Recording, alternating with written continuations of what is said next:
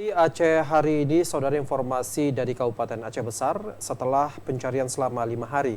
Rahmat Hidayat yang merupakan seorang pelajar yang hilang terseret arus di kawasan wisata Pantai Riting Aceh Besar akhirnya ditemukan. Korban ditemukan tidak bernyawa di sekitar perairan Pulau Rusa atau 18 km dari lokasi hilangnya pelajar sekolah menengah atas tersebut. Nelayan yang ada di sekitar perairan Pulau Rusa Aceh Besar merupakan orang pertama yang menemukan Rahmat Hidayat yang telah dicari petugas SAR Banda Aceh dan gabungan TNI Polri sejak saat kejadian hari Minggu lalu.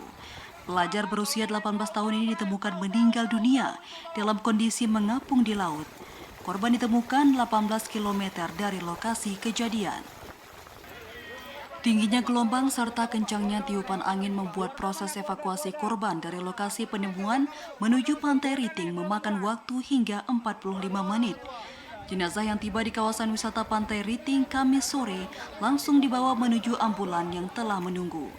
Penemuan Rahmat membuat operasi SAR terhadap warga Kampung Nesok Tabalu, Kecamatan Darul Kamal Aceh Besar ini akhirnya ditutup kantor SAR Banda Aceh. Kepala Kantor SAR Banda Aceh menghimbau semua pihak untuk mengutamakan keselamatan khususnya saat berada di lokasi wisata pantai.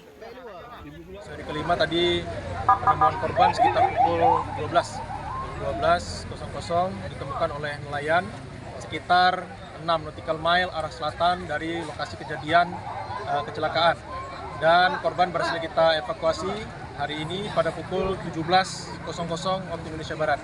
Dan korban langsung diserahkan kepada pihak keluarga dan rencanakan dibawa ke Rumah Sakit Meraksa. Sebelum diserahkan ke pihak keluarga, Kamis sore jenazah Rahmat langsung dibawa menuju Rumah Sakit Meraksa Banda Aceh untuk proses pemulasaran. Korban rencananya akan dimakamkan di TPU Kampung Nesok Tabalu, Kecamatan Darul Kamal, Aceh Besar. Dari Aceh Besar, Arman Konadi, TVRI Aceh melaporkan.